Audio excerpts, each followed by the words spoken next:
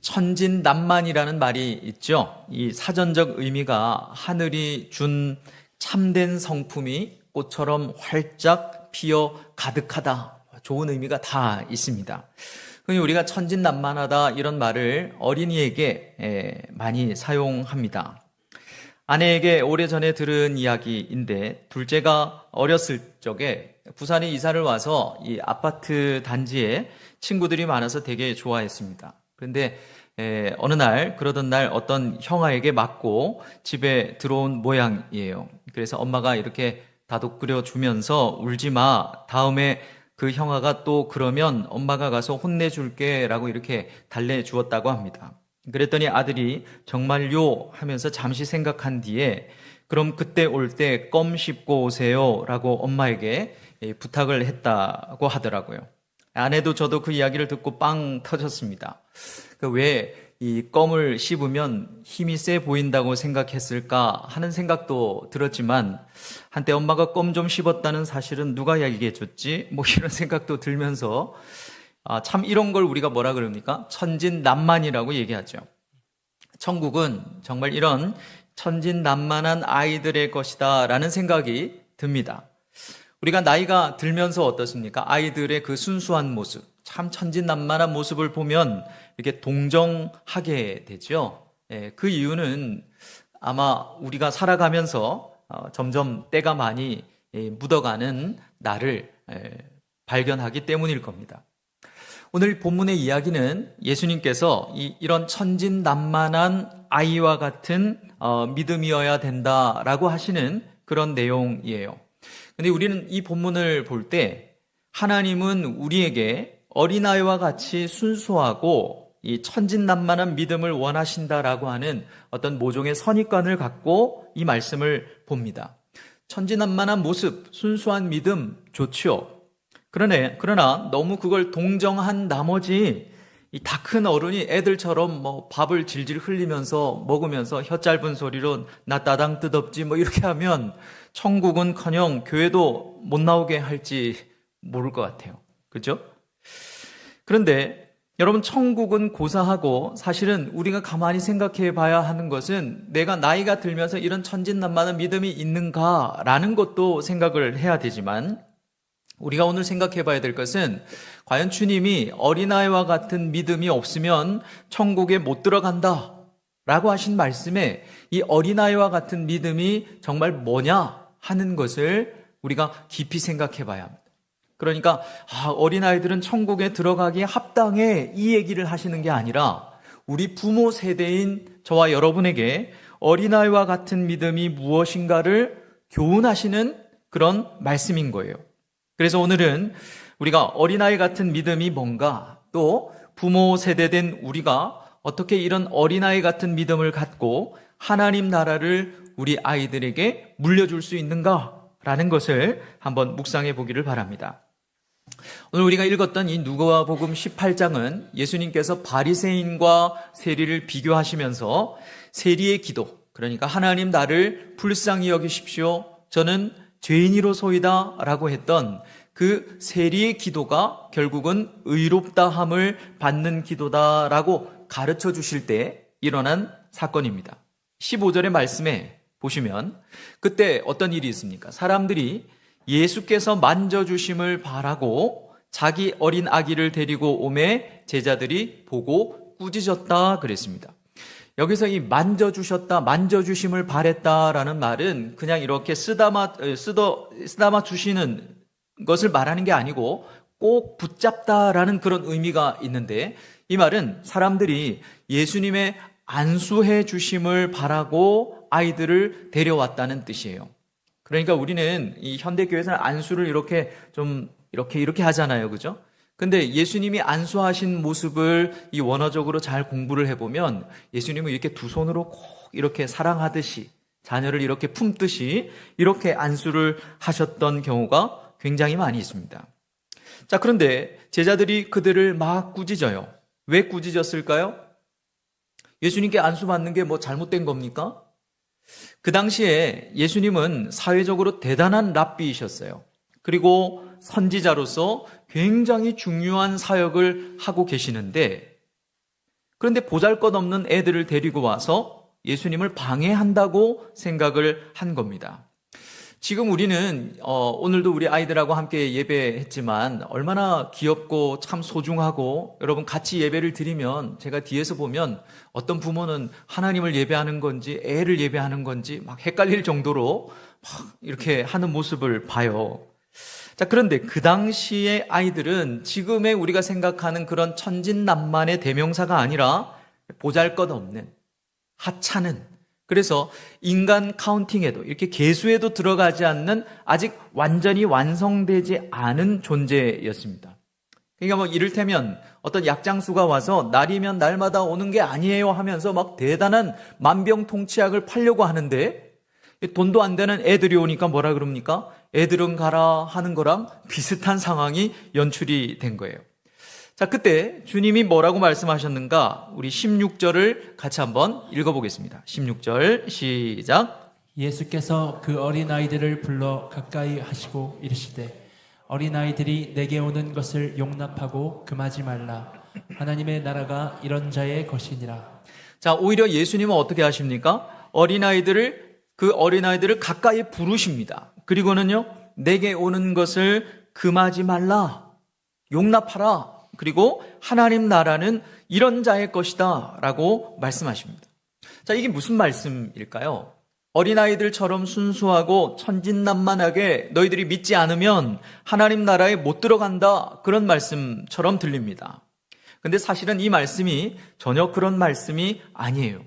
좀 더 우리 자세히 들여다봐야 될 필요가 있습니다. 16절을 다시 한번 띄워주시고, 자, 먼저 저 16절 앞에 그 어린아이들이라는 말이 나오죠.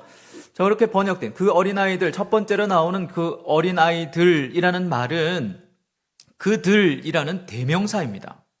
그러니까 대명사 그들이니까 그들을 불러 가까이 하셨다라고 했는데, 그러니까 그들로 되어 있으니까 그게 제자들인지, 지금 꾸짖고 있는 제자들인지, 아니면 그 아이들의 부모님인지, 아니면 아이들인지 알 수가 없죠. 근데 원문을 들여다보면 이 대명사가 중성 대명사로 되어 있어요. 뭐 어른들이었다면 남성 대명사로 되어 있었을 겁니다. 그러니까 중성이니까 아이들을 뜻합니다. 자, 그런데 그렇기 때문에 이 아이들, 그들은 15절, 16절에 지금 그렇게 말하고 있는데 15절에서 말하고 있는 젖먹는 유아들, 그러니까 어린 아기들을 말합니다. 자, 그런데 16절 중간에 보십시오. 저 중간에 보니까 어린아이들이라고 되어 있죠. 어린아이라고 하는 말은 대명사가 아니고 저건 우리가 잘 아는 어린이라는 뜻입니다. 파이디온이라는 말 들어보셨죠? 예, 그 어린이라는 뜻이에요. 그런데 그 다음에 보십시오. 16절 끝에 보면 하나님의 나라가 이런 자의 것이다 라고 할 때 이 이런 자는 또 대명사입니다. 그런데 그들이라고 하는 지시 대명사가 아니고 이 형용사적 대명사예요. 아유, 목사님 너무 까다로운데요. 이제 끝났어요. 잘 들어보십시오. 이게 너무 중요합니다. 그러니까 형용사적 대명사라는 말은 그들이라는 뜻이 아니고 그들과 같은 성질이나 종류를 가진 사람들이라는 뜻입니다. 아기들과 같은 자들이라는 의미가 확장된 거예요. 여러분, 이게 지시 대명사가 아니고 형용사적 대명사라는 것은 우리에게 굉장히 중요한 의미가 있어요. 왜냐하면 예수님이 만약에 이때 지시 대명사를 써서 그들이라고 했다면 하나님 나라는 누구 것이 됩니까? 아기들, 어린아이들의 것이 되고, 여러분 그런 의미에서 우리는 못 들어가요. 우리는 하나님 나라에 못 들어간다고요. 그런데 형용사적 대명사를 쓰셨기 때문에 의미의 확장이 일어나서 하나님 나라는 어린아이와 같은 사람들의 것이다 라는 의미가 되는 거예요. 우리도 하나님 나라에 들어갈 수 있게 된 것입니다. 자, 그러면 여기서 말씀하시는 어린아이와 같은 자들, 이런 자들이라는 것은 누구를 말하는가? 그것은 어린아이의 이 천진난만함이 아니라 앞에서 말했던 이 젖먹는 유아들의 그 절대 의존성, 젖먹이 아기들의 절대 의존성을 말하는 겁니다. 그러니까 하나님 나라는 천진난만하고 순수한 믿음으로 가는 게 아니라 뭐라는 거예요? 하나님을 절대적으로 의존하는 사람만 간다. 여러분, 갓난 아기가, 우리 교회 갓난 아기들 많잖아요. 엄마 없으면 어떻게 될까요? 너 혼자 밥 먹어 이러고 우리 오늘 유아 세례 받았던 애들을 저렇게 내버려두면 걔네들은 어떻게 될까요? 못 살겠죠. 그것처럼 하나님이 없이는 절대로 살 수가 없는 사람만 천국 들어간다 그 말입니다. 여러분, 교회 다니면 천국 가는 게 아니고 하나님을 절대적으로 의존하는 사람만 간다. 지금 아이들을 세워놓고 주님이 그 얘기를 하시는 겁니다.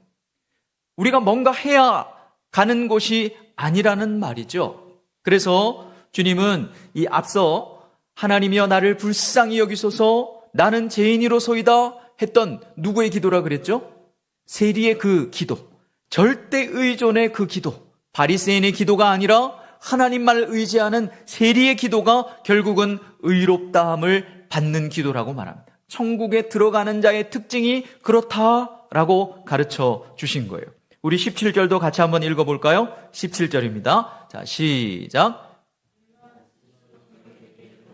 누구든지 하나님의 나라를 어린아이와 같이 받아들이지 않는 자는 결단코 거기 들어가지 못하리라 하시니라. 이 말씀은 어린아이와 같이 하나님 나라를 받아들이라는 말씀이 아닙니다.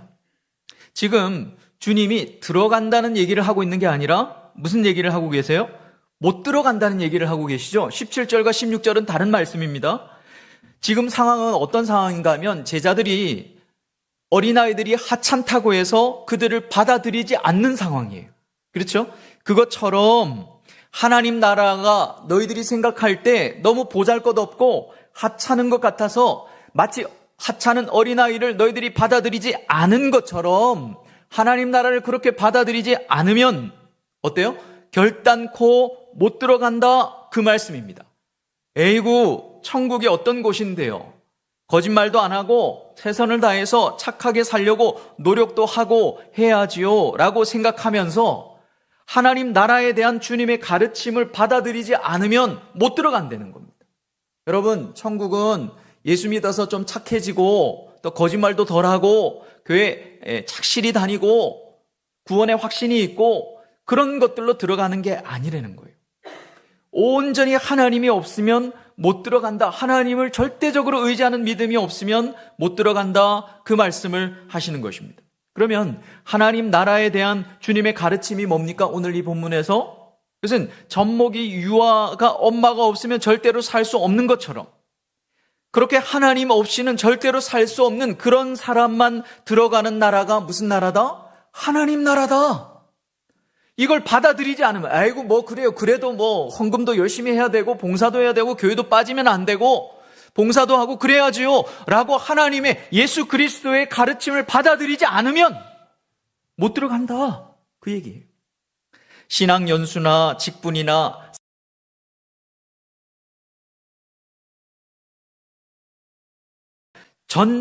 나의 전적인 무능을 인정하고 그래서 하나님 앞에 기도할 제목이 뭐밖에 없는 거예요? 세리처럼 하나님 저는 죄인입니다.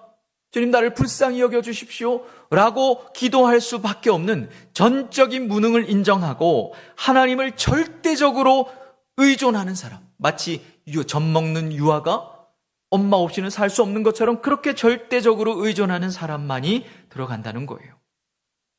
이 믿음이 있으면, 이 절대 의존의 믿음이 있으면 아무리 이 세상에 어린아이와 같이 무가치해 보이고 하찮은 인생이라도 하나님 나라를 얻게 된다는 것입니다. 그러므로 여러분, 우리는 이 칭얼대는 아이들을 보고 또 엄마 없이 아무것도 못하는 이 아기들을 보면서 언제 클래? 그러지 말고 우리가 그 아이들을 보고 배워야 하는 것이죠. 무엇을 배워야 합니까? 내 속에 하나님을 향한 이런 절대 의존의 마음이 있는지를 점검해야 합니다.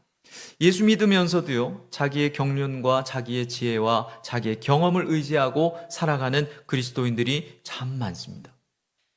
그렇게 살면 못 간다는 거예요. 주님이 어린아이를 이렇게 데려두고 이렇게 안으시면서 우리에게 그 얘기를 하고 계신 겁니다. 하지만 여러분 어떠세요?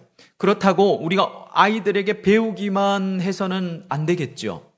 그럴 수도 없거니와 부모로서 아이에게 신앙을 전수해 줄 책임이 있다는 것을 우리는 잘 압니다. 그리고 아마 최선을 다해서 여러분 그렇게 하고 있다고 믿어요. 문제는 뭡니까? 키랑 외모는 전수가 되는데 신앙은 전수가 안 된다는 게 문제예요. 여러분, 우리가 신앙 전수 많이 얘기하는데 신앙은 전수되는 게 아닙니다. 자녀를 키워보면 알아요. 이게 똑같이 신앙 교육했는데 한 놈은 믿는데 한 놈은 안 믿는 것 같고 또 나중에는 또 바뀌고 막 그렇다는 거죠.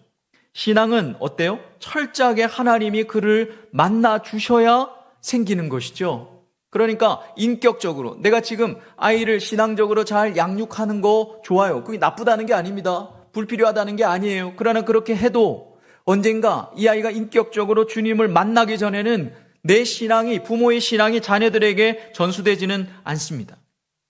그럼 우리가 아무것도 할 수 없는 걸까요? 아니에요. 하나님은 부모가 해야 되는 신앙적인 역할이 있다고 말씀하십니다.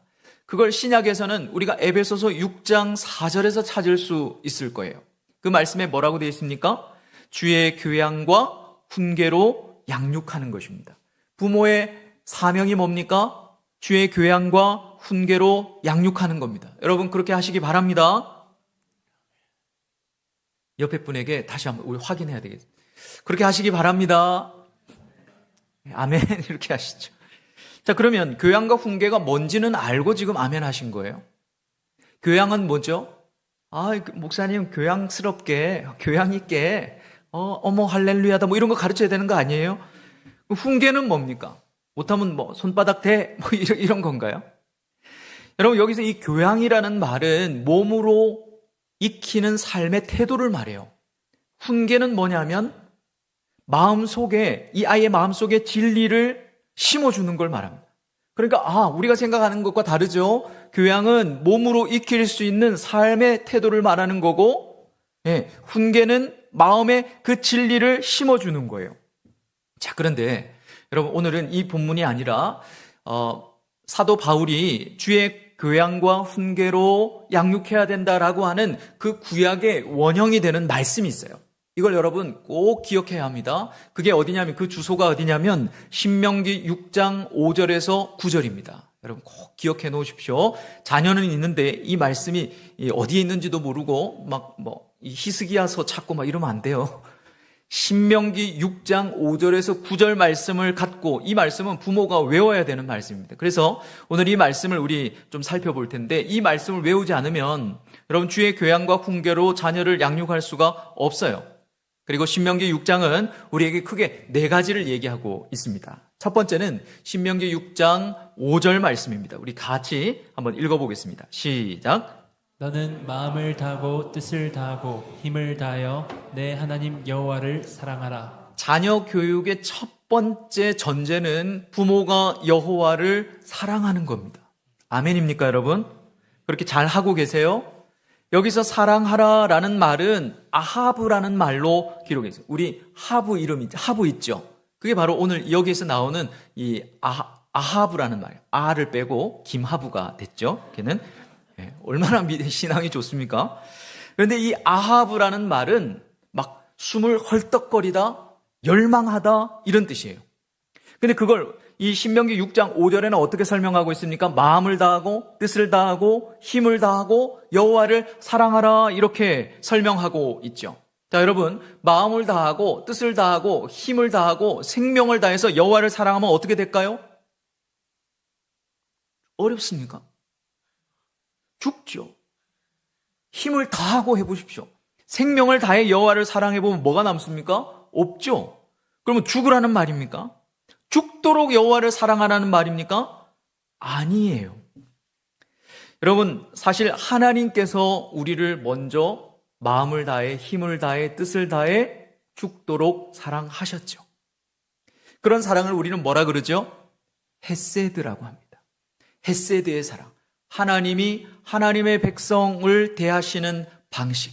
그래서 그건 사랑이라고 번역을 하지 않고 그냥 헤세드라고 그래요. 그런데 오늘 본문의 사랑은 우리에게 여호와를 사랑하라 할 때는 헤세드의 사랑이 아니라 어떤 사랑이라고 얘기합니까? 아하브의 사랑을 하라고 말합니다. 물론 이 두 사랑이 교조적으로 사용되어지는 경우도 대단히 많이 있습니다. 그러나 강조점을 들면 이 아하브의 강조점은 뭐냐면 열정과 선택과 갈망이에요.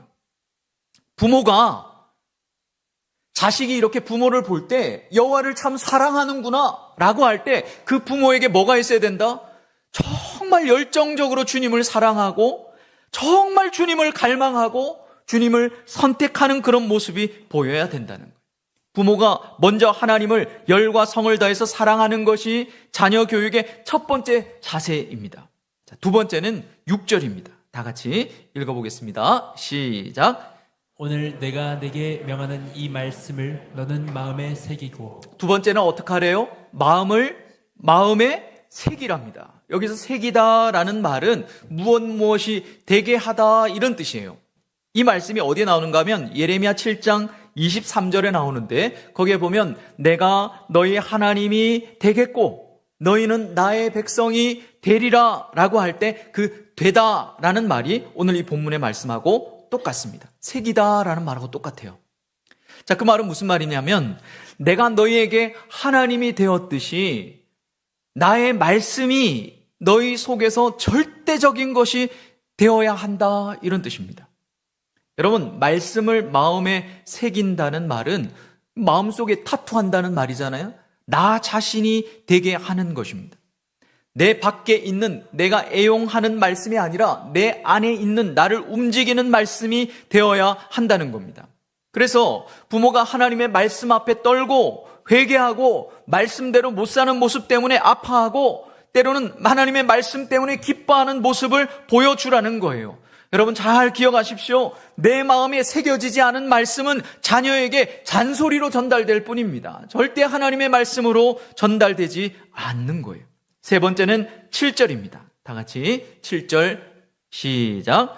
내 자녀에게 부지런히 가르치며 집에 앉았을 때든지 길을 갈 때든지 누워 있을 때든지 일어날 때든지 이 말씀을 강론할 것이며. 자, 7절은 세 번째는 뭐라고 얘기합니까?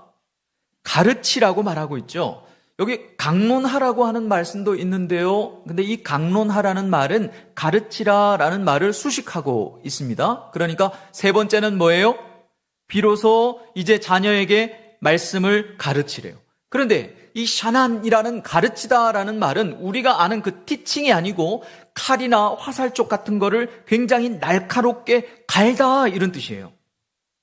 자, 그러니까 여러분 생각해 보십시오. 칼을 날카롭게 갈려면 어떻게 해야 될까요?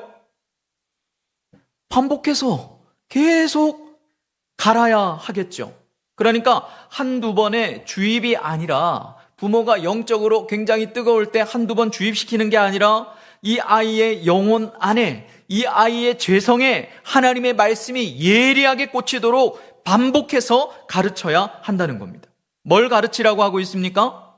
끝에 보니까 이 말씀을 가르치라고 하죠. 이 말씀을 강론할 것이며 이렇게 얘기하고 있죠. 이 말씀은 뭐냐면 부모가 하나님을 사랑함으로 내 마음에 새긴 그 말씀을 가르치라는 거예요. 여러분, 아이가 제가 과거에 이렇게 섬겼던 교회에 참 아이들 열심히 이 교육하는 부모님이 계셨어요. 아이들을 예배를 하면 초등학생이었는데 제일 앞자리에 앉히고 부모님이 그 뒤에 앉으세요. 그리고 일어나서 찬양을 하는데 애들이 조금만 집중을 못하면 손으로 팍 이래요. 팍 이래요. 똑바로 예배하라고. 여러분, 저는 그 모습을 이렇게 보면서 저 아이는 자라면서 예배가 과연 기쁨이 될 수 있을까 이런 생각이 들었어요. 그 강압적인 분위기에서 예배 잘 드리라고 팍 하고 예배 드릴 때 쉬 조용해라 니 지옥 간대 막 이렇게 얘기하면 그게 정말로 교육이냐는 거죠. 여러분, 주님은 우리에게 말씀을 가르치라고 할 때 부모 네 마음속에 먼저 새겨진 그 말씀이 아니고는 가르치면 안 된다는 거예요. 그건 잔소리일 뿐이고 아이에게 예배에 대한 이 좋지 못한 추억을 심어주는 거예요. 제가 오랫동안 사역하면서 제일 많이 들었던 말씀 중에 하나는 뭐냐면 아이고 얘가 대학 가서 어릴 때는 잘했는데 군대 가서 저러네요, 대학 가서 저러네요. 다 말씀을 우리가 전하지 않고 체험을 전해서 그렇고 주입식으로 신앙을 가르쳐서 그렇습니다. 부모가 똑바로 못 살면서 부모가 하나님의 말씀 앞에 두렵고 떨지 않으면서 아이들에게 예배할 때 똑바로 앉아 그러고 뭐 큐티했어 뭐 이러고 이렇게 유대인처럼 막 가르쳐 놓으니까 애들에게는 신앙생활이 고역인 거예요. 여러분들은 어떠십니까? 저도 반성하는 마음이 조금은 있습니다. 여기 보니까 어떻게 가르치라고 돼 있죠? 어떻게? 7절을 계속 조금 더 띄워주실래요? 보니까 집에 앉았을 때든지 길을 갈 때든지 누워있을 때든지 일어날 때든지 뭐 해라? 강론해라. 그럼 이렇게 아이들을 가르치면 아이가 어떻게 될 것 같습니까? 저희 아이 같으면 당장 가출할 거예요. 누워있는데 또 와서 아빠가 목사랍시고 말씀을 가르치고 일어나려고 그러는데 말씀을 가르치고 길을 가는데 또 가르치고 앉았으니까 또 말씀 가르치고 이러면 저희 둘째는 당장 개종할 겁니다. 근데 여기는 약간 오해가 있어요. 여기서 강론하다라는 말은 우리가 생각하는 막 그 강론, 강의가 아니고 따바르라는 말입니다. 따바르라는 말이 1차 의미는 뭐냐? 일상에서 대화하라는 뜻이에요. 그러니까 그냥 앉혀놓고 강제적으로 가정예배 드리자, 무릎 꿇어, 죄인아 막 이렇게 하는 게 아니라 일상에서 하나님의 말씀으로 대화하는 거예요. 또 이 따바르라는 말은 여러분 말하다라는 의미도 되지만 행하다, 일하다라는 말도 된다 그랬어요. 그래서 10계명도 10개의 따바르고요. 또 여호와의 행적, 여호와의 일하심이라고 할 때도 따바르입니다. 이 따바르는 성경에서 어떤 의미냐면 하나님이 말씀하신 것을 내가 행하는 차원에서의 사명을 나타낼 때 주로 쓰는 말이에요. 자, 그러면 무슨 말이겠습니까? 말씀을 자녀에게 가르치는 것이 사명이 되게 하라라는 뜻입니다. 부모는 가난할 때나 부할 때나 건강할 때나 병약할 때도 여호와를 사랑하고 마음에 새긴 그 말씀을 자녀에게 나누는 것이, 대화하는 것이 사명인 사람인 거예요. 아멘입니까, 여러분? 다른 교회 안에서도 여러분 사명이 있고 여러분들의 평생에 사명이 없다면 여러분 정말 참 심각한 것이지만 사명이 있는 거 귀한 거예요. 그러나 여러분 우리에게 자녀를 주셨다면 우리에게 첫 번째 사명은 뭐냐면 여호와를 사랑하고 병약할 때도 건강할 때도 그 여호와의 말씀을 내게 새기고 이 아이에게 끊임없이 일상에서 여호와를 누리고 사랑할 수 있도록 나누는 것이 우리의 사명인 것입니다. 그러니 하나님이 자녀를 주셨는데 하나님을 사랑하지도 않고 자녀만 사랑하고 있다든지 마음에 새긴 말씀이 아니라 아빠가 살아보니까 엄마가 살아보니까 이래야 된대 라고 하는 자기 경륜을 가르치고 예배를 소홀히 하고 있다면 그건 직무유기 정도가 아니라 사명대로 살지 않고 도망한 요나와 같은 죄라고 할 수 있겠죠. 자, 마지막 네 번째는 8절 9절입니다. 우리 다 같이 한번 읽어보겠습니다. 시작. 너는 또 그것을 내 손목에 메어 기호를 삼으며 내 미간에 붙여 표로 삼고 또 내 집 문설주와 바깥 문에 기록할지니라. 자, 첫 번째는 뭐라 그랬어요? 여호와를 정말로 사랑하는 거. 그 다음에 그 여호와의 말씀을 두 번째는 마음에 새기는 거. 다 까먹었어요. 세 번째는 뭐라 그랬습니까? 예, 가르치는 거. 네 번째는 뭐냐면 메고 붙이고 기록하라고 말합니다. 이게 무슨 말씀이냐? 손목에 하나님의 말씀을 메어서 기호를 삼으라. 이게 이제 술이라고 그랬죠. 이것은 손으로 하는 모든 행위가 하나님의 말씀을 기준으로 하는 것이 되게 하라는 거예요. 그리고 미간 아시죠? 미간에 붙여서 표를 삼으라는 말은 내 생각, 미간이 생각을 의미합니다. 판단, 세상을 바라보는 관점, 사람을 보는 세계관, 이 모든 것이 하나님의 말씀을 근거로 이루어지게 하라는 겁니다. 세 번째로 기록하라라는 말은 고대 사회에서 기록하라는 말은 단순히 메모하라는 뜻이 아니고요.